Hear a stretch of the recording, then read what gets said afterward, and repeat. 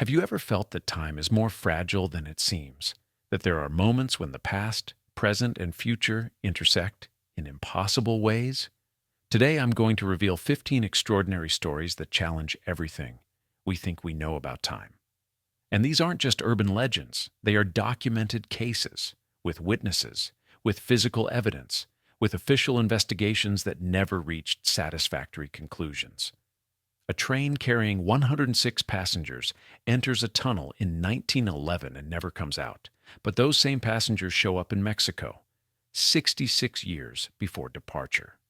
A man found dead in Times Square, dressed as if he came from the 19th century, with old coins in his pockets and documents proving he should be 104 years old, but his body looks like he's 30. A computer from the 1980s that receives messages from a man in the year 1546, and what that man writes in chalk on his blackboard appears as digital text in the future. An entire village in Brazil where 600 people disappear in an instant, leaving only one chilling message: there is no salvation here.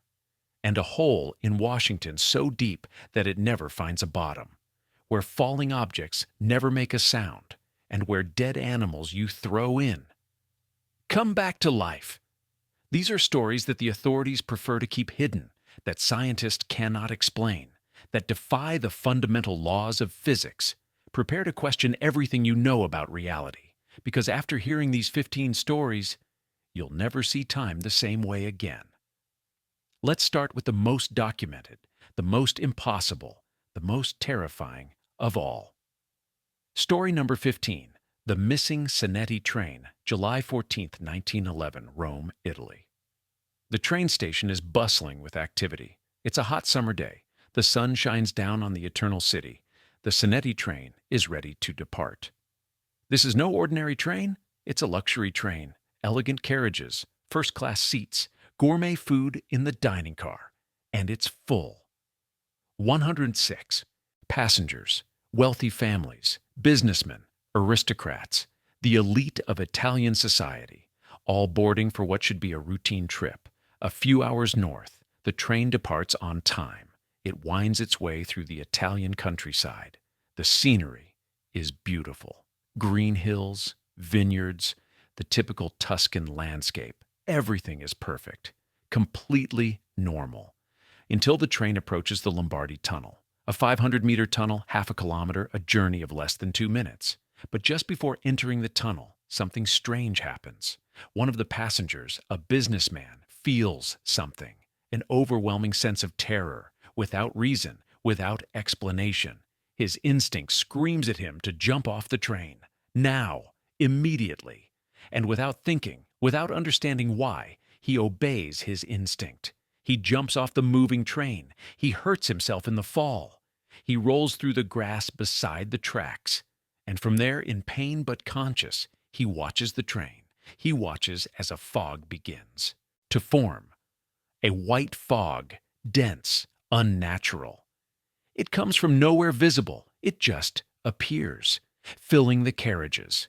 Through the windows, he can see the other passengers, their faces changing from confusion to alarm to terror. And then the train enters the tunnel. The locomotive disappears into the darkness. The carriages follow, one after another. The man waits, waiting for the train to come out the other side. But it never does. Minutes pass. Then, an hour. The train does not emerge. The injured man limps to the nearest station. He reports what he saw. The strange fog, his inexplicable decision to jump. The train that did not come out of the tunnel. The authorities think he is in shock, delirious from his injury. But they send search teams to the tunnel. Just to be sure, they walk the entire 500 meters with flashlights, examining every inch. They find nothing. No train, no accident, no derailment, no trace. 106 people, an entire locomotive with luxury cars, simply gone, as if they had never entered the tunnel. The investigation intensifies. The tunnel is emptied. The ground is excavated. The walls are inspected. Nothing. Absolutely nothing. The case goes national, international. How can an entire train disappear? Theories abound. Mass kidnapping? Impossible without leaving a trace. Catastrophic accident that destroyed everything. Tunnels don't destroy evidence so completely. The mystery remains unsolved. Eventually, the case is closed. Another unexplained tragedy of the early 20th century. But this is where the story becomes truly impossible. Decades later, in the 1990s, historians researching 19th century Mexican archives find something extraordinary. Documents from Mexico City, dated 1845. The documents describe an extraordinary incident, the sudden appearance of approximately 100 people on the streets of the city. Italians, all dressed strangely, clothes that even in 1845 seemed outdated and out of place, completely disoriented. Speaking Italian, asking where they were, insisting that they had just been on a train that had departed from Rome on July 14, 1911. Wait, 66 years before 1911. These people claim to come from 1911, but they are appearing in 1845. They traveled 66 years into the past. The Mexican authorities of 1845, of course, thought they were crazy, sick, delusional. They questioned them extensively, but their stories were consistent. They all described the same thing. They were on the Zanetti train. They saw white fog filling the carriages. They felt a sensation of stretching and compression, as if their bodies were being stretched and compressed simultaneously. And when the sensation passed, they were no longer on the train. They were standing in streets they did not recognize, in a city that was completely foreign to them. But the most disturbing evidence is this. One of the Italians had a silver tobacco box, elegant, well-made, with detailed engravings, and on the bottom, precisely engraved, the year of manufacture, 1907. In 1845, no one had ever seen an object with a future date. It was impossible. They were in 1845. How could something manufactured in 1907 exist? But the object was real. Experts examined it. The metal, the style of engraving, everything was genuine. It was not a forgery. It was exactly what it appeared to be, an object from 1907 and 1845. Mexican documents record that these Italians lived in Mexico for some time. Some adapted. They learned Spanish. They integrated. Others never recovered from the shock. They died shortly thereafter, unable to accept that they were trapped 66 years before their own time. And over time, the story was forgotten. The descendants of these Italians probably don't know the truth about their ancestors until modern researchers connected the dots. The Zanetti train disappeared on July 14, 1911, with 106 passengers. Approximately 100 Italians appeared in Mexico City on July 14, 1845. The dates match, the numbers match, the Mexicano, the descriptions match. The 1907 tobacco box is physical evidence. So what really happened? The Lombardy Tunnel contained a temporal anomaly, a portal, a wormhole connecting 1911 to 1845. When the train entered, it was transported not only spatially from Italy to Mexico, but also temporally 66 years into the past. The white fog was the visible manifestation of the portal, the point where space-time was tearing apart. The passengers had no idea what was happening. For them, it was a moment of inexplicable terror. And then, they were in another time, another place. The man who jumped off the train saved his life. His instinct detected the danger, and he obeyed.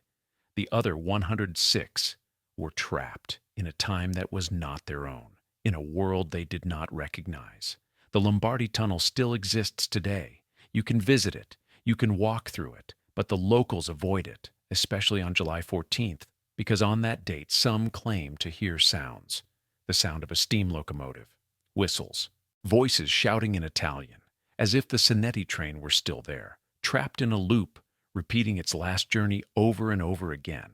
And perhaps, on July 14th, the portal opens again, briefly, and if you're in the wrong place at the wrong time, you could find yourself in 1845 or some other time, completely lost.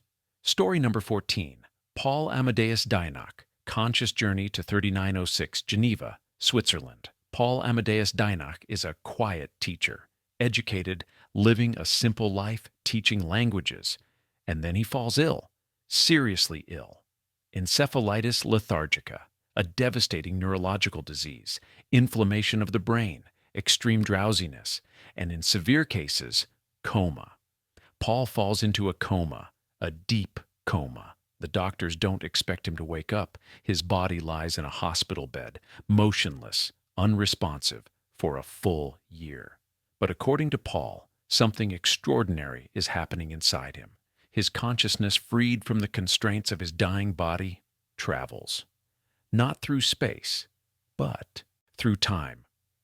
To the year 3906, almost 2,000 years in the future. And there his consciousness enters the body of another man, a man named Andreas Northam, living in that future civilization.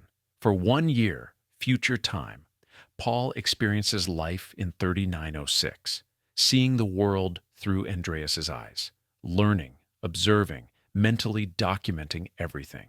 And then, as suddenly as it began, it ends. Paul wakes up, back in his own body, in 1922, in the hospital in Switzerland.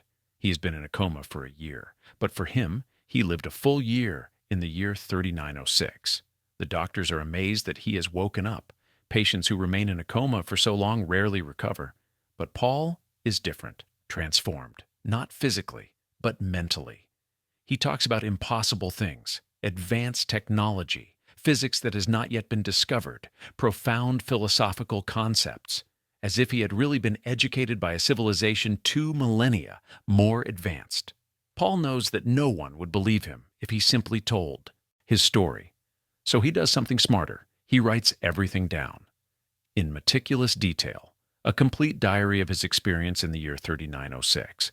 He describes the society he saw. The civilization of 3906. Humanity has evolved dramatically, not just technologically, but spiritually. Around the year 2400, humanity experienced what Paul calls the Great Spiritual Awakening, a fundamental shift in collective consciousness. People left behind selfishness, greed, violence. They embraced higher values, universal compassion, planetary consciousness, medical technology. Human life has been dramatically extended. People routinely live to be over 200 years old, some even longer, through advances in genetics, cell therapies, rejuvenation techniques that reverse aging at the molecular level. Disease is virtually non-existent. Cancer was cured centuries ago. Genetic diseases have been eliminated. Society. There are no nations as we know them. Humanity functions as a unified planetary civilization. There are no wars. Conflicts are resolved through dialogue, mediation, mutual understanding. The economy is completely different. It is not based on the accumulation of wealth, but on contribution to society. The cities, built in complete harmony with nature. Buildings are integrated with natural ecosystems, vertical gardens, rivers flowing through architectural structures. It is beautiful, peaceful, orderly.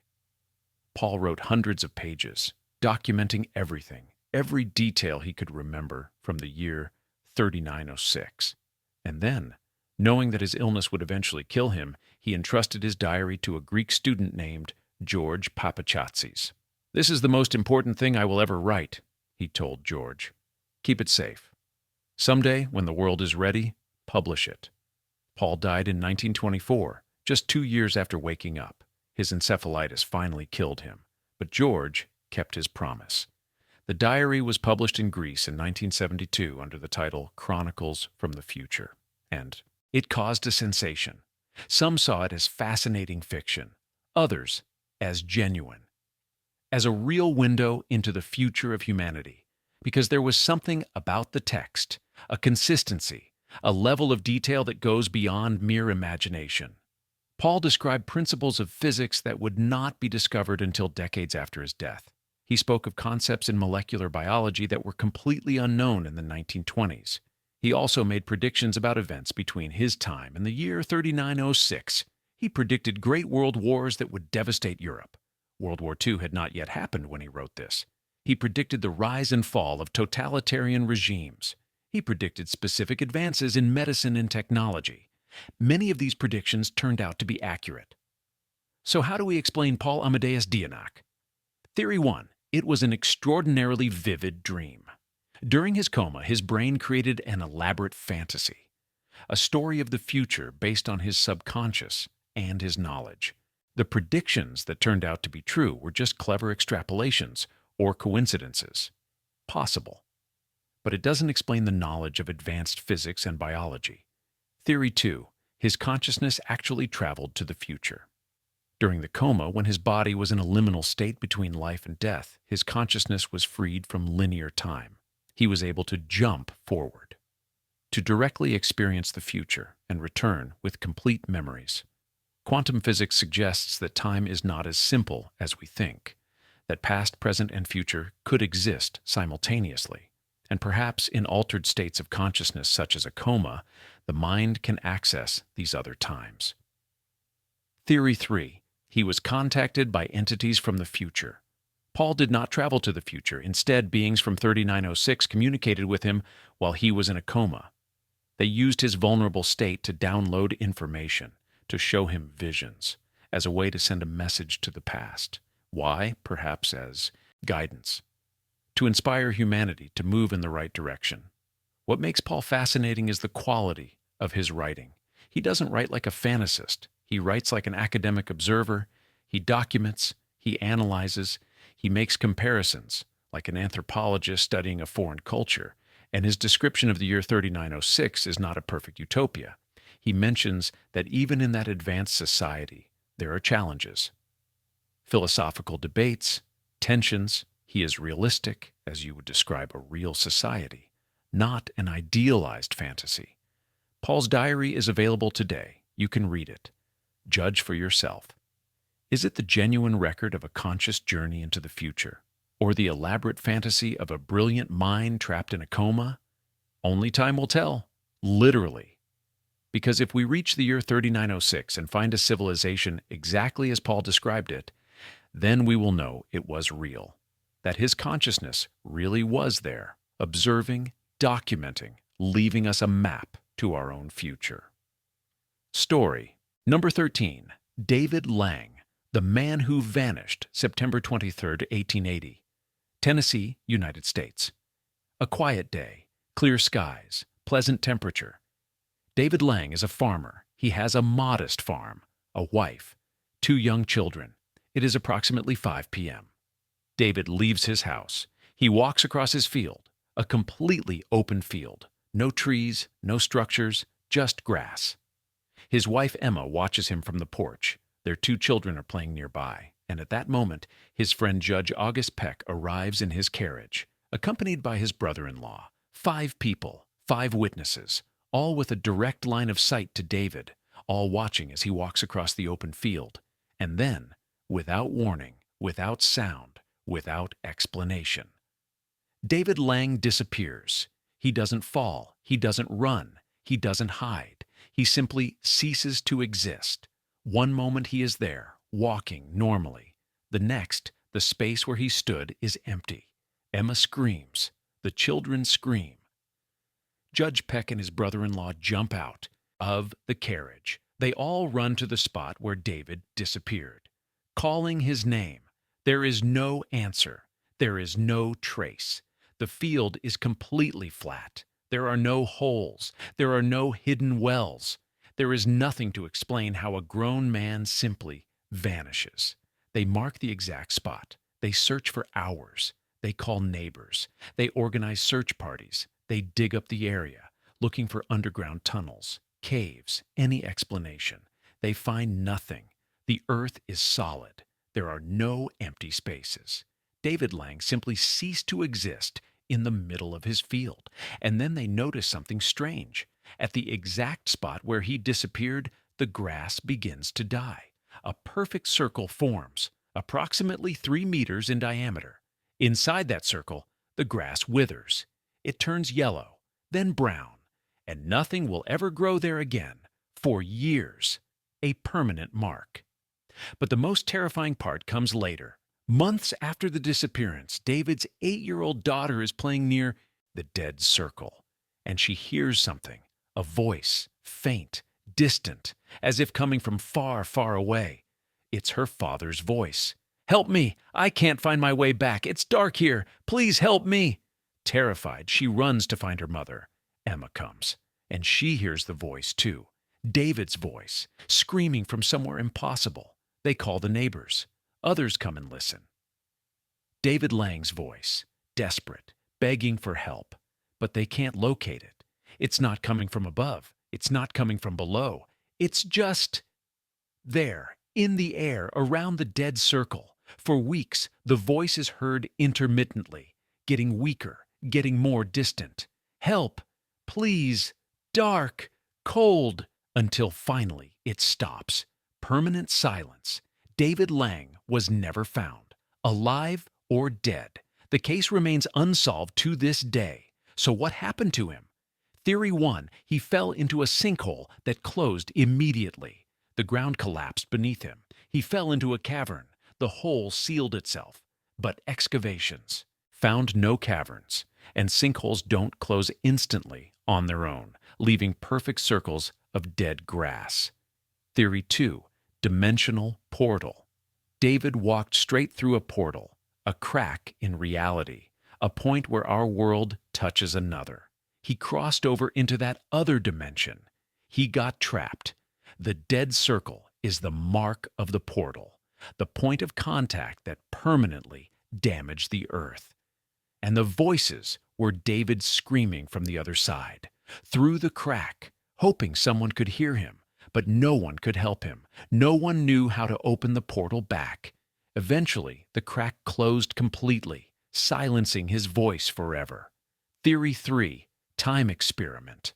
Some suggest that David was an unwitting test subject of some temporal or dimensional experiment conducted by something. Aliens, time travelers, unknown entities, testing teleportation technology. And David was the random target. He was ripped from our reality, transported to another place, another time. And the voices were his attempts to communicate as he desperately tried to return. But he never could. And eventually, he died alone, in darkness, in a place no one can reach. The story of David Lang has been told and retold for over a century. Some modern researchers question whether it really happened, whether it's just an urban legend that grew over time. But there are records, witness testimonies, documents from the time. 5 people saw David Lang disappear, not just his family, also Judge Peck, a respected figure. Did they all lie? Did they all conspire in an elaborate hoax? For what? They gained nothing. The Lang family lived in trauma for years. Or it really happened, exactly as they described it. And David Lang was the first documented victim of a spontaneous portal, a man who took a step in the wrong direction at the wrong time, and he disappeared from our reality forever, leaving only a dead circle and the echo of his desperate voice, screaming from another world we cannot reach. Story number 12. The disappeared village of Joer Verde, the Mato Grosso region, Brazil. Dense jungle, almost total isolation. A small village called Joer Verde. Approximately 600 people live there, a remote community, self-sufficient, cut off from the rest of the world. And one day, they all disappear. Not gradually, not one by one, all of them, simultaneously, in an instant. Hunters passing through the area approach the village, hoping to trade, to get supplies. And they find a nightmarish scene. The village is empty, completely, but not abandoned. It's as if life had stopped in the middle of a normal day. Coffee cups on the tables, still with liquid in them, as if someone had been about to drink and simply vanished. Food cooking over campfires, still hot, steaming, lunch in preparation, doors open, beds unmade, clothes hanging, tools in the middle of unfinished jobs. 600 people disappeared without time to react, without time to scream, without time to flee. The hunters enter the village cautiously, looking for survivors, looking for explanations. They find nothing, not a single body, no blood, no signs of violence, only silence. a silence more terrifying than any scream. But there is something else, something that makes the hunters feel an icy chill. In the center of the village, in the school, there is a blackboard, and on it, written in chalk, a message. There is no salvation here. In Portuguese, não há salvação aqui. Who wrote that message? The villagers before they disappeared? Or something else? The Brazilian authorities are alerted. They send investigators, police, experts. They comb the village. They look for clues, any evidence of what might have happened, and they find something disturbing. In several houses there are books, esoteric books, about rituals, ceremonial magic, invocation. They also find drawings, strange symbols, circles with inscriptions, diagrams that look like maps of something, and notes, fragments of instructions on how to open doors to other realms. The investigators begin to piece together a theory. The inhabitants of Hoar Verde practiced occult rituals, trying to open portals to other dimensions, and one night they succeeded. They held a massive ceremony. The entire village participated, 600 people following an ancient ritual protocol, and it worked. Too well. They opened a portal, a massive crack in reality, and they crossed over, all together. But they couldn't return. The portal closed behind them. One of the last to cross, knowing what was about to happen, left the message, "There is no salvation here." Not as a warning to the villagers, but to anyone who came after, so they wouldn't try to follow them, because there is no salvation. There is no way back. Of course, this theory was officially dismissed, too fantastical, but no one could offer a better explanation. Disease? Diseases don't make 600 bodies disappear. Mass abduction? By whom? For what? Purpose? No vehicles, no footprints, voluntary exodus. Why leave hot coffee and food cooking? The case remains unsolved. The village was eventually abandoned. The jungle reclaimed it, and the exact location is now difficult to find. Some adventurers have tried to locate it, following ancient maps, searching for the place where 600 people ceased to exist. But those who claim to have found it report something disturbing.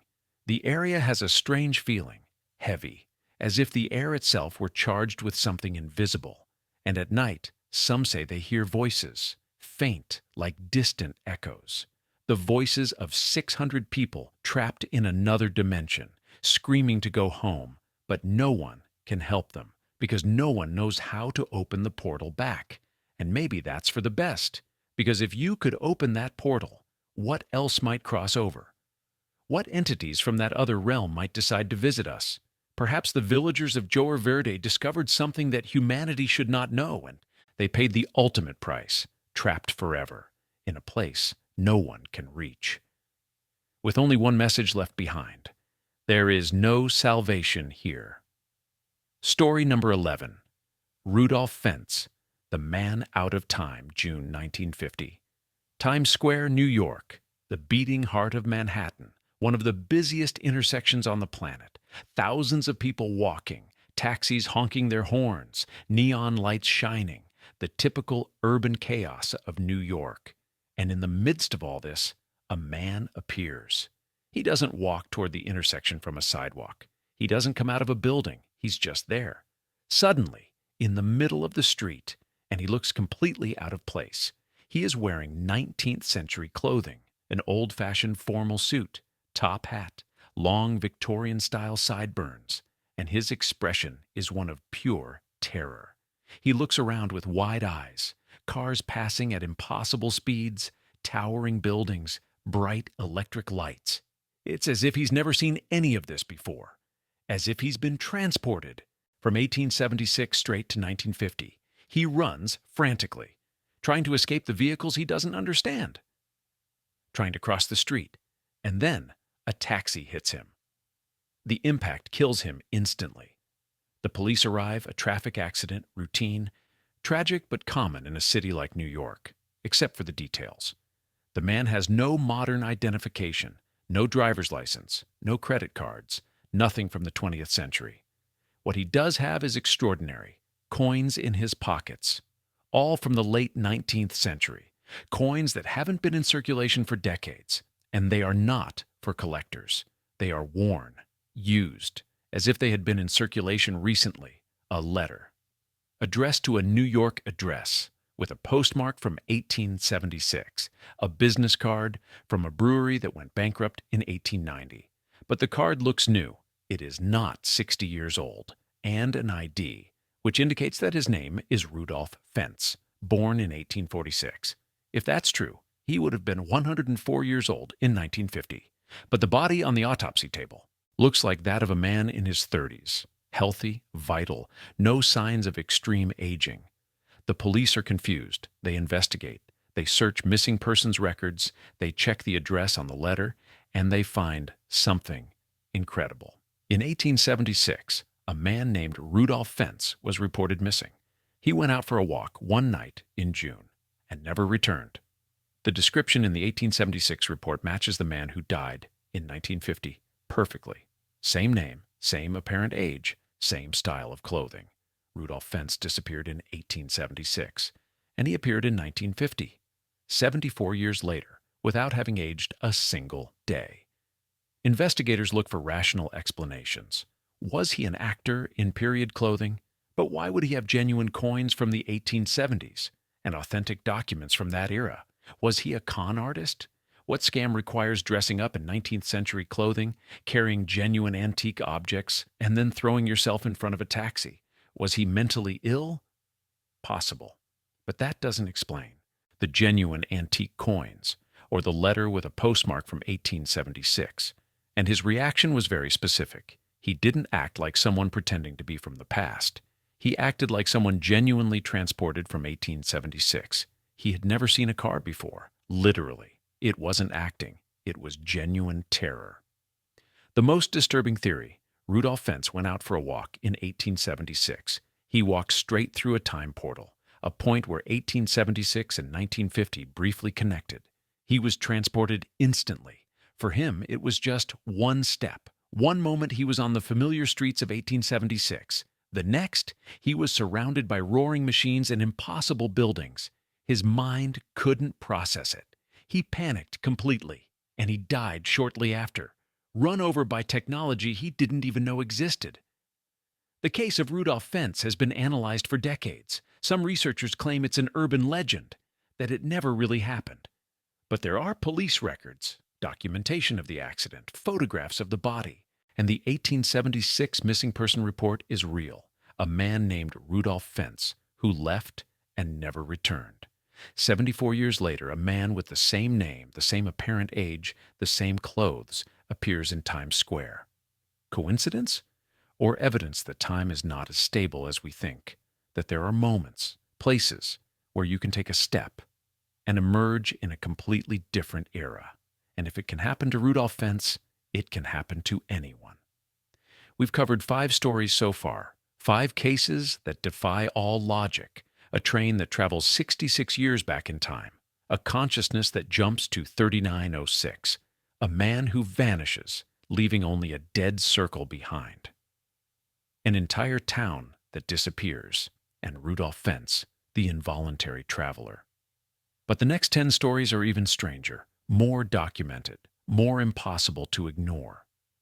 We're going to talk about a computer that receives messages from the year 1546, about a photographer from 1958 who appears in 2006 with evidence, about a man from a non-existent continent, about a physicist who doesn't age, about someone who never officially existed, and physical portals, impossible holes, phenomena that suggest our world is much more fragile than we think. Are you ready to continue descending into the impossible? Let's continue, because the best is yet to come. Story number 10, The Messages from Dawdleston. Dawdleston, a small village in Cheshire, England. Ken Webster is a teacher, a normal man, living in an old house. Nothing particularly special. He has a BBC microcomputer, a basic home computer from the 1980s. He uses it to prepare school lessons. And one day, the computer does something impossible. It starts receiving messages. Messages that Ken didn't write. Messages that appear when the computer is turned off. The first ones are simple, just a few words, in strange English, archaic. Ken thinks it's a virus, or someone hacking into his system, but then the messages get longer, more detailed, completely impossible to explain. The messages claim to come from a man named Lucas, and Lucas lives in the year 1546, 438 years in the past. Lucas explains that he is as confused as Ken. Texts magically appear on his blackboard, written in chalk, words he did not write, and he realized that when he writes with chalk on his blackboard, those words appear as digital text in a box with glowing letters in the future. Ken and Lucas have unwittingly established communication across 4 centuries. At first, Ken doesn't believe it. It's absurd, but Lucas provides details about his life in 1546, about the village of Dawdleston, about the specific house where he lives. Ken investigates. He goes to local historical archives. He searches for records from the 16th century, and he finds something incredible. There are records of a man named Lucas who lived at that exact location in 1546. The details Lucas provided about his family, his occupation, his life, everything matches historical records. How? Could Ken have known these details before investigating? They were obscure records, buried in old parish archives. Unless Lucas was real. The communication continues for months. Ken and Lucas have full conversations, asking questions, sharing information. Lucas is fascinated by the future world, technology, science, the fact that humanity flew to the moon. Ken is equally fascinated by the details of life in the 16th century, but there is more complexity. Lucas mentions that there is a third party, another entity communicating from another different time. He doesn't provide clear details, but he suggests that there are multiple connected points in time. Not just 1546 and 1984, as if that specific location were a connection point, a node where different eras touch. Others begin to notice. Ken's friends, his girlfriend. They see the messages appear. Some think it's a hoax, that Ken programmed the computer to generate messages. But computer experts examine the system. There is no hidden programming. There is no way for the messages to be generated automatically, and the historical knowledge is too detailed, too specific. And then, in 1985, the messages stop. Lucas sends one last message. He says that local priests have heard about the demonic visions in his house. They are coming to exorcise. He's going to destroy the blackboard, burn everything. And then, silence. Ken never received any more messages from Lucas. He tried to send more, typing on his computer, waiting for a response. But nothing came back. The connection was closed, permanently. Ken Webster eventually wrote a book, The Vertical Plane, documenting every message, every conversation. Skeptics dismissed it as hoax or error, but those who knew Ken personally say he was honest, not the kind of person who would invent something so elaborate. So what happened? Theory 1. Complex hoax. Ken made it all up. He researched local history. He programmed the computer in ways experts didn't detect. He fooled everyone. Possible but improbable. Theory 2. Real-time communication. For reasons we don't understand, the house in Dawdleston has an anomaly, a point where 1546 and 1984 overlap slightly. Lucas's slate and Ken's computer occupied the same space at different times, and information could be transferred. When Lucas destroyed the slate in 1546, he broke the connection forever. Theory 3. Interdimensional communication. Perhaps Lucas wasn't in the past. He was in a parallel dimension where history unfolded in a similar way. The communication was between alternate realities. What's fascinating is the documentary evidence. The messages exist. They were witnessed by multiple people. The historical details match. If it's a hoax, it's the most elaborate and meticulously researched one ever. Or it's exactly what it seems. Real communication across 4 centuries.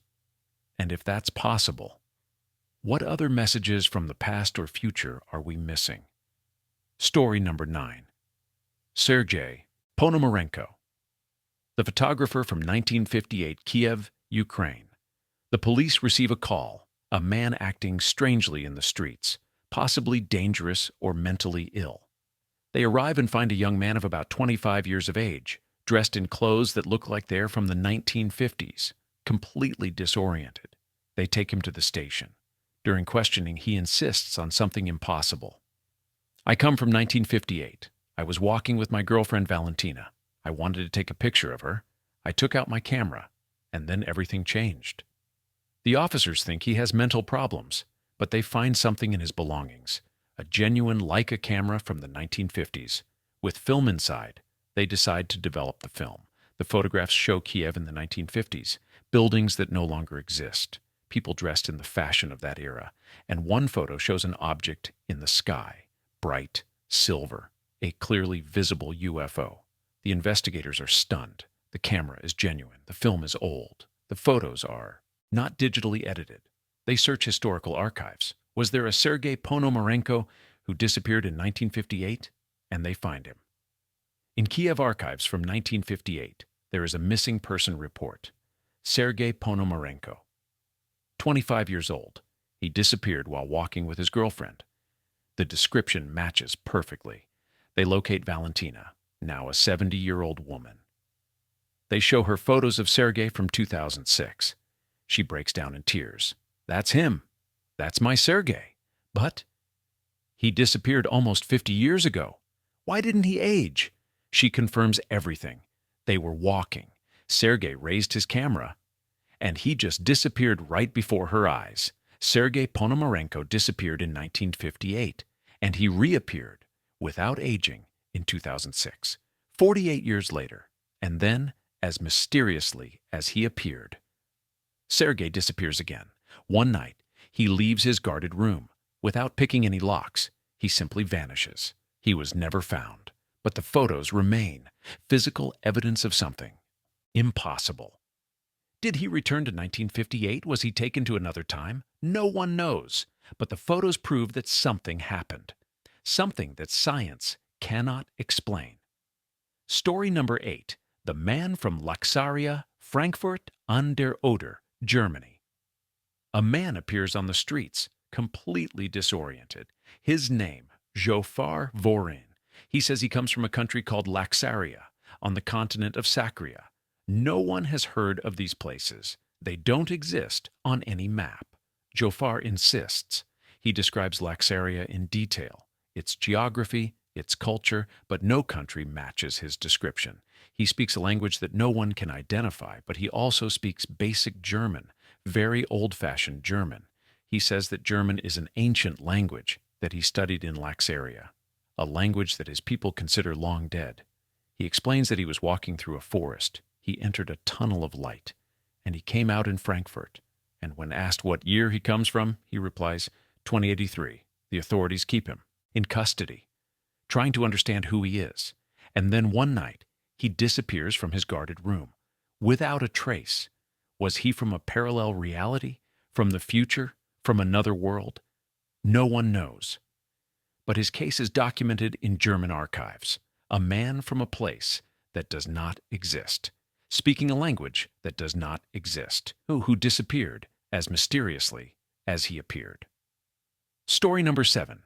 Ettore Majorana. The physicist who doesn't age. Ettore Majorana, a brilliant physicist, disappears during a ferry trip. He was never found. 17 years later. A photograph taken in Buenos Aires shows a man identical to Majorana, but he hasn't aged. He looks exactly as he did in 1938. How is this possible? Some speculate that Majorana built a time machine, that he jumped from 1938 to 1955 without experiencing the time in between. That's why he didn't age. The photo exists. Experts have analyzed it. It's genuine, and the man in it looks uncannily like Majorana. Where is he now? Still jumping through time? No one knows. Story number 6. Peter Bergman, the man who never existed. Sligo, Ireland. A man arrives under the name Peter Bergman. He systematically erases his identity. He cuts labels off his clothes. He discards his belongings. Days later, he is found dead. The police investigate. His fingerprints do not match any database. Neither does his DNA. He has no records, nowhere in the world. It is as if he never officially existed. Was he from another dimension? From another timeline where he was never born? Why did he come here? And why did he so carefully erase all evidence of who he was? The case remains unsolved. Peter Bergman, if that was his name, remains unidentified. A man who literally never existed. Story number 5, The Count of Saint-Germain, the immortal 18th century. A mysterious man appears in European courts. He calls himself the Count of Saint-Germain. He speaks dozens of languages. He is a virtuoso musician, a chemist, a philosopher, and he claims to be hundreds of years old. He describes historical events as if he had been present, with details that only an eyewitness would know, and he does not age. People who knew him when they were young would meet him again decades later, and they swore he looked exactly the same. He officially died in 1784, but he was seen repeatedly after that. In 1785, 1789, 1820, the 20th century, always with the same appearance, never aging. Was he immortal, a time traveler from an advanced civilization? No one knows, but his legend remains, a man who lived for centuries without aging. Story number 4, The Photo from the Year 5000. A man named Edward appears claiming to be a time traveler. He works for a secret organization. He travels to the future to document it. He shows a photo. Los Angeles in the year 5000. The city is underwater, completely flooded. Only the tallest buildings are visible. People live on floating platforms. The climate crisis has dramatically raised sea levels. Edward warns, if we don't change, this is our future. The photo has been analyzed. It shows no obvious signs of digital manipulation. Is it genuine or a fabricated warning to inspire climate action? Only time will tell. Literally. Story number 3, The Disappeared Village of Angikuni Lake, Canada. A trapper named Joe LaBelle arrives at an Inuit village near Lake Angikuni, and he finds something terrifying. The village is completely empty, but the food is still on the fire, cooking. The sled dogs are tied up, dead, frozen. No one fed them or freed them. And most disturbing, the graves in the cemetery have been opened, the bodies removed. There are no footprints in the snow indicating that anyone left. It's as if they all simply vanished. Where did they go? Why did they leave food cooking? Why did they let their dogs die? And who or what opened the graves? The case was never solved. The Inuit village was never found, as if an entire population had crossed over into another dimension, leaving only steaming food and dead dogs behind. Story number 2, Photos from the year 3311. An anonymous man claims to have traveled to the year 3311. He was selected in the 1990s for a secret program, using quantum computing to travel through time. He shows photographs, floating cities, futuristic vehicles, impossible architecture. The images are extraordinary. Some look like high-quality CGI renders. Others look like genuine photographs of something real. Are they real or computer-generated? Experts are divided, but the man stands by his story, and the photos are fascinating. A potential glimpse 1,300 years into the future. If it's real, our future is spectacular. If it's fake, it's impressive digital art. Story number 1, Mel's Hole, the Bottomless Hole. Late 1990s, Washington, United States. A man named Mel Waters calls a radio show. He claims to have a hole on his property, a hole that seems to have no bottom. He has lowered more than 24,000 meters of rope, and he never hit bottom. He throws objects into it. He never hears an impact. No matter what he throws, it simply disappears silently.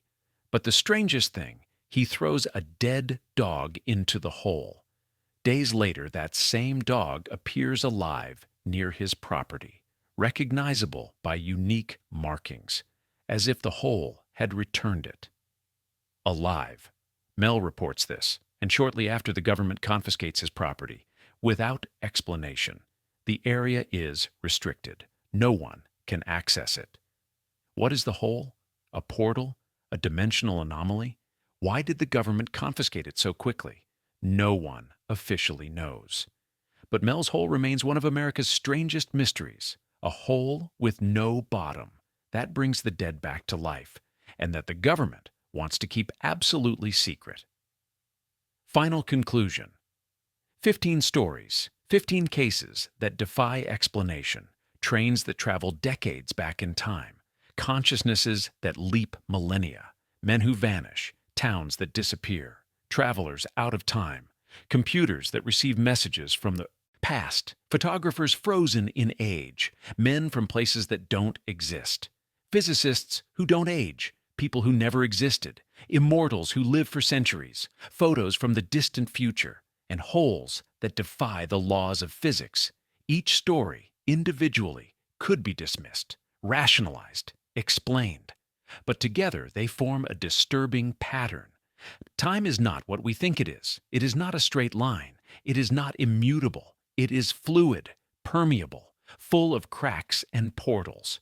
And there are people who have crossed those cracks, willingly or not, and they have lived to tell the tale.